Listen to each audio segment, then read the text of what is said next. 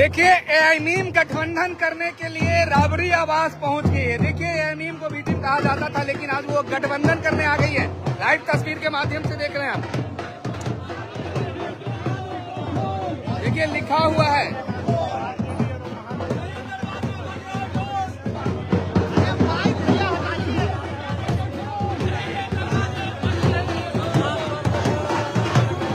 देखिए लिखा हुआ है पोस्टर पर, लालू तेजस्वी अपना दरवाजा खोल, तेरे दरवाजे बज रहा है ढोल। देखिए ढोलक ताशे भी बज रहे हैं लगातार। और एआईएमआईएम जो है ओवैसी साहब की पार्टी वो पहुंच चुकी है। देखिए लिखा हुआ है सेक्युलर वोटों का बंटवारा रोकने के लिए एआईएमआईएम का।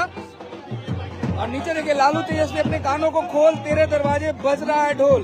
गठबंधन करने पहुंच गए हैं। इनको जगह नहीं मिल रही है बिहार में गठबंधन में, तो क्या कहिएगा, इसको जरूर कमेंट करते रहिए।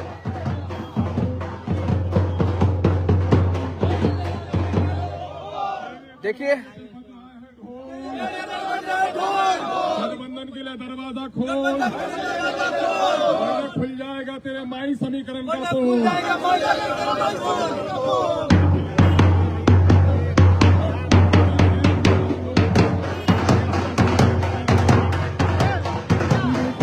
लगातार ढोलक ताशे के साथ एआईएमआईएम पहुंच चुकी है राबड़ी आवास। देखिए राबड़ी आवास का नजारा पूरा बैरिकेड कर दिया गया है और एआईएमआईएम पार्टी जो है यहाँ पहुंच चुकी है। सेक्युलर वोट का जो बंटवारा हो रहा था वो बंटवारा नहीं होने देने का नारा लगा रही है और कह रही है लालू तेजस्वी अपनी कानों को खोल, तेरे दरवाजे बज रहा है ढोल।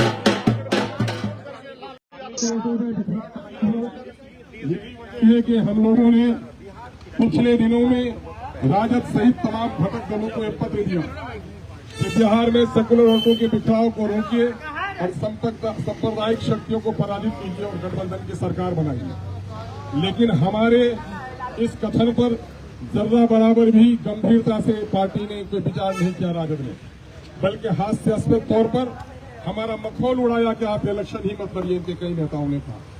हालांकि हम लोगों ने अपना पत्र देने के बाद इनके कई निकटतम विधायकों के जरिए से मैसेज दिया कि हम आसमान के तारे नहीं मांग रहे हैं, हम मंत्री पद नहीं मांग रहे हैं, हम आपसे सिर्फ इतना कहना चाहते हैं कि हमारे लिए बिहार में 6 सीटों को सुरक्षित कर दीजिए और अगर सरकार बन जाती है तो सीमांचल डेवलपमेंट काउंसिल बनाकर सीमांचल को विशेष पैकेज दीजिए।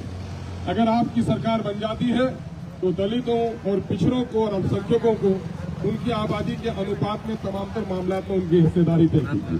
यही मांग हमने किया था, लेकिन पार्टी ने गंभीरतापूर्वक इस पर कोई विचार नहीं किया। और हम इसलिए याद दिलाने के लिए आए हैं कि 2005 में राजद को बहुमत नहीं मिल पाया। आज ढाका प्रखंड का साइकिल यात्रा जो हम लोगों ने किया है बहुत सफल पूर्वक, अभी हम लोग करसैया में उपस्थित हैं और लगभग सैकड़ों लोग के साथ हम लोगों ने भोजन किया। बरसात था लेकिन फिर भी जो लोगों का उत्साह था, जिन लोगों का साथ हम लोग को मिला, जो लोग साथ साइकिल चलाए, कुछ लोग पैदल चले, गांव में जाकर के जो स्वागत हुआ, ऐसा लग रहा था कि कोई बहुत बड़ा चुनाव जीत करके या जंग जीत करके हम लोग आए। तो इस तरह का अभिनंदन मुझे लगता है कि ऐसे लोगों को भी शायद ना मिलता हो। तो ये जीत से पहले इस तरह का अभिनंदन है। तो मुझे पूरा विश्वास है कि जब समय आएगा तो कितने उत्साह के साथ ढाका विधानसभा की जनता हम लोग के साथ खड़ी रहेगी। और मकसद था, हम लोग इस बार वोट मांगने नहीं निकले थे, वोटरों को जगाने निकले थे कि आइए मैदान को सजाते हैं, खूबसूरत माहौल बनाते हैं, एक एक व्यक्ति को वोटर बनाते हैं, तब उसके बाद देखेंगे कौन किसका वोटर होता है। अपनी बात को रखिए, अपने विश्वास को जीतने का प्रयास करिए। तो ये मकसद था कि ढाका विधानसभा में जो 78,000 वोटरों को आपत्ति डाल करके काटने की साजिश है वोट, तो उनको जागरूक करना और बीएलओ को उनके जिम्मेदारी का एहसास कराना। तो ढाका प्रखंड का ये साइकिल यात्रा जो है, आज हम लोगों ने इसको समापन किया है। लगभग 12:30-1 बजने को है और कल घोड़ा सहान हम लोग को शुरू करना था और अपने कार्यालय का भी उद्घाटन करना था, लेकिन पटना प्रदेश कार्यालय से कुछ महत्वपूर्ण मीटिंग को लेकर के बुलावा आ गया है। चूंकि चुनाव बहुत नजदीक है और कई फैसले लेने हैं, तो जो पार्टी के कोर कमेटी के लोग हैं उनका निमंत्रण हमारे प्रदेश अध्यक्ष जी के द्वारा आया है कि कल बैठक में जाना है। तो कल घोड़ा सहान का जो कार्यालय का उद्घाटन था और जो यात्रा था, उसको जरा हम लोगों ने कुछ दिन के लिए होल्ड किया है।